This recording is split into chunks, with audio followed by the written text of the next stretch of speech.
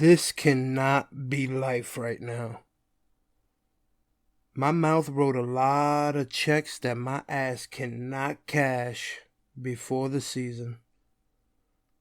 We just lost to a high school coach. Hey, we got a great opportunity today to stop talking about how close we are. Yeah. Let's go out there and make it happen. I'm not waiting on somebody else to make a play. You do it. All day. You're going to get everything I got. Give me all you got. Let's win. Win on three. 1, 2, 3.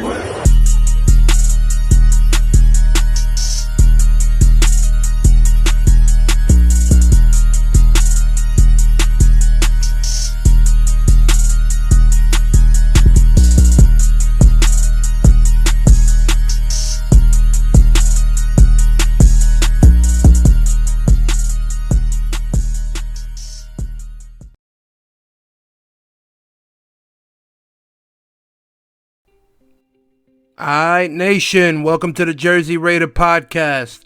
I'm your host, Jersey Raider Hank. And Nation, I'm doing a little bit of drinking today. Because if this team is stressing you out, like it's stressing me out, then you completely understand. You know, I need you to explain to me, how do we lose to the Colts? This team, before we even get into that, understand that last season, with everything going on with John Gruden, Henry Ruggs, Damon Arnett, Derek Carr having to rally everybody around him to get into the playoffs. It was a novella. This season, with all the hype coming in, early injuries, 3 straight losses, just a straight clusterfuck of a season. It's another novela. I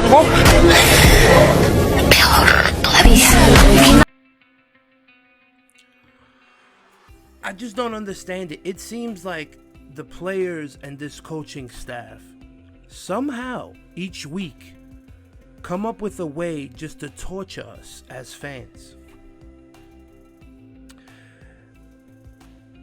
And look at this tweet from Paul Gutierrez in the first quarter. The team with the head coach who had never coached above high school, with an OC, offensive coordinator, who had never called a play in the NFL, and a quarterback who was benched earlier this season, up 7-0 against the Raiders.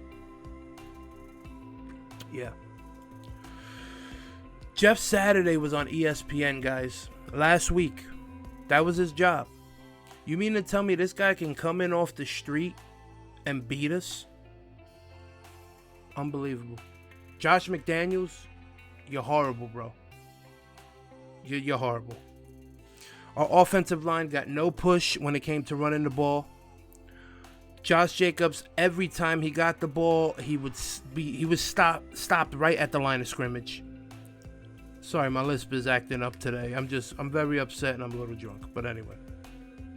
You know, we were facing Matt Ryan here, bro. Old ass motherfucking Matt Ryan.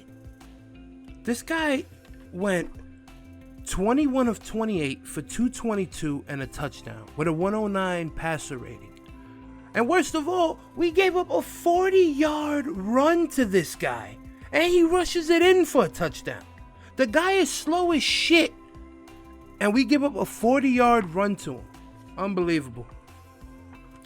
Derek Carr, 24 of 38, 248 yards, 2 touchdowns, sacked twice, 99 quarterback rating. Now, those 2 sacks, I got to say, I can't really put them on the offensive line because they did play better than what the stats may show. Jonathan Taylor ran all over us. 22 carries, 147 yards, a touchdown, 6.7 yards per carry. Had a big 66-yard touchdown run that just totally deflated us as a team. Because it was right after we scored. Parrish Campbell, 7 receptions for 76 yards, 1 touchdown, 35 long. That was for the touchdown on Amik Robertson on a slant. Michael Pittman Jr., 7 receptions for 53 yards. For us, Davante Adams, he did his thing again, man. 9 receptions on 14 targets, 126 yards, a touchdown, a big 48-yard reception. And I just love the way he kept it real in the post game. I think that's what the coaches need to hear. What's the message from Josh McDaniels been these last couple of weeks? I mean, it's been the same thing, a bunch of bullshit that just, doesn't allow you to move the ball and have realistic shots at converting. And that's where we lived a lot of this year, and that's what happened. Now, for Raiders of the game, I want to start off, I want to give it to A.J. Cole. With our offensive genius of a head coach, Josh McDaniels, I just feel like, I don't know what the hell you're doing, bro, because we can't get the ball down the field enough. And, we're giving our punters so much work that, he's a Raider of the game. He's one of the best players of the game. He should be on ESPN as much as he's fucking putting the ball. 5 punts, 58.8 average, 67 long. He had 3 inside the 20. He definitely did his thing today. I like to think that a good game is when your punter's never on the field, but sadly for us, he's always on the field. Next up, Max Crosby. Like I said, man, he is a machine, a straight monster. 16 for 67. 3rd and 1. A block. Here they come. Crosby's got him. As the Raiders get their 10 tackles, 1 sack, 1 tackle for loss, all over the field. He's literally our only pass rush. The only pressure that we're really giving up in the game. Lastly, like I said, Davante Adams, 9 receptions, 14 targets, 126 yards, 48 long. And, like I said, man, it's how is this guy not frustrated? Like, seriously, like with everything going on, he's doing his thing, and he's the only one doing his thing, at least on the offensive side of the ball. It's coming up with a big stop on 2nd down. Zaire Franklin is back in. Here comes Buckner. There goes Carr. Caught. Adams, hold on. Here he goes. Room to roam. Touchdown. And the Raiders. All right, getting into the game stats. The Colts had 415 total yards to our 309. Surprisingly, our secondary only gave up 208 yards passing. But it was our rush defense that couldn't do shit, giving up 207 yards on the ground, averaging about 7 yards per play for the Colts. And again, 3rd down efficiency, 5 of 13. Understand, we're averaging 37% on the season right now. That's just terrible. Last year, it was all Hunter Renfrow on 3rd down for us. I mean, this year he wasn't getting used much anyway, but you can see we're missing him in some type of way because we're just terrible. We can't get a 1st down on 3rd down, but whatever. For the Colts to be 28th in rushing and for them to have 207 on the ground against us today is just completely terrible. Looking at penalties, 10 for 74 yards. If you watch the game, there was a play where they tried to do a trick play with Davante Adams and make it seem as if he was going to pass the ball. He saw an opening, took it upfield, broke a couple of tackles, did a spin move, and dove for a 1st down. They called it back. Holding call. I believe that one was on Andre James, if I'm not mistaken. And, that's just been the story all day today, all season. Penalties at the worst time. Again, second half, just a touchdown and 2 field goals. It's just not going to cut it, not in this league. Defensively, for the Colts, Zaire Franklin, 10 tackles, 1 tackle for loss. He was a beast.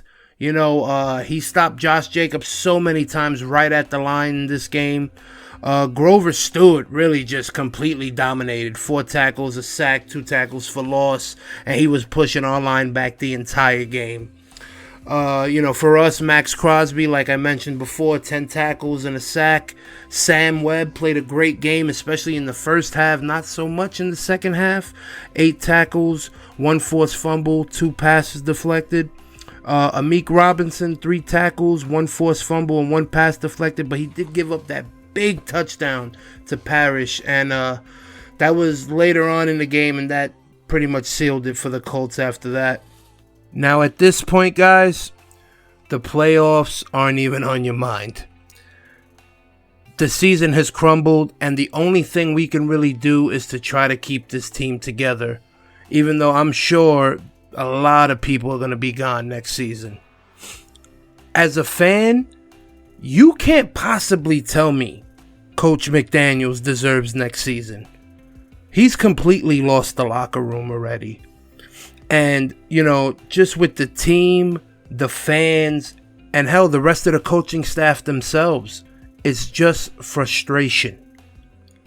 Davante Adams is out there working his ass off every time he gets the ball. And after a loss like this, he walks off the field like a ticking time bomb. And I can't blame him. He's performing, and the rest of the offense is not. At least not consistently, because the coach is calling bullshit plays and going away from him when he's really all we got for the most part. Now, Derek Carr, who has also had his up and downs throughout the season, throughout his career, let's be honest. I mean, do you understand that this guy has not had a defense better than 20th his entire career? 9 seasons in the league, and he's constantly got to play from behind, has to score points quick. Just imagine that pressure, season in and season out, never being better than 20th. Unbelievable. And in the post game, he was very emotional, and you could see just how much he really cares. Obviously, after these losses, is there in any way a disconnect with what you're trying to do and this new staff as far as the system? I don't think so. I love Josh. I love our coaches. They've had nothing but success. Way more success than I've ever had. And I'm sorry.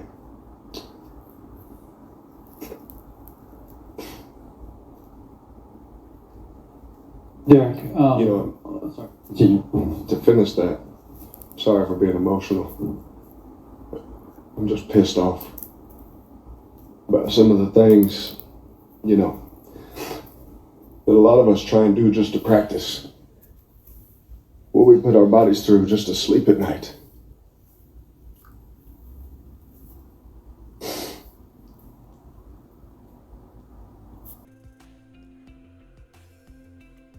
Now, Carr's commitment to this team is unquestioned. I have no doubt that he loves this team, and he puts in maximum effort in practice and, for the most part, the games. And over his 9 years here, he has had to deal with so much chaos, so much instability, 6 coaches, offensive coordinators, all the playbooks that he has to learn. It's been a lot. But when it comes to this Colts game, he missed a lot of open throws, especially late in the game. And he held on to the ball for way too long. Let's be honest. He was, on average, it was like 4 seconds he was holding on to the ball. And, I don't know if that has anything to do with the plays that Josh McDaniels is calling or not. But, when you hold in this league with the pass rushers, with Ngakoue and Stewart coming at you, you can't hold on to the ball for that long. And that's despite the offensive line playing shitty on the run. Pro Football Focus actually had them registering an 84.6 passing grade. They surrendered a season-low 7 total pressures. They were led by Colton Miller with a 98.8 pass block efficiency. So given this and Carr's own roller coaster play, you can see why a lot of people are saying that he's not going to be here next year. And who knows? Maybe, from what you saw in that post game, I'm pretty sure he knows it himself. It's a good possibility. Now, when it comes down to why we lost this game, it's very simple. Josh McDaniels, you fucking suck. Your play calling is dull. Whenever you call a passing play, it takes way too long for your receivers to get open. And, you know, after Waller and Renfro being placed on IR, I think Davante Adams is probably the only one that can get open. You know, when you should be passing, you run the ball. And when you should be running, you pass the ball. There's like no connection, no chemistry between you and your team. And I feel like you're just in completely way over your head.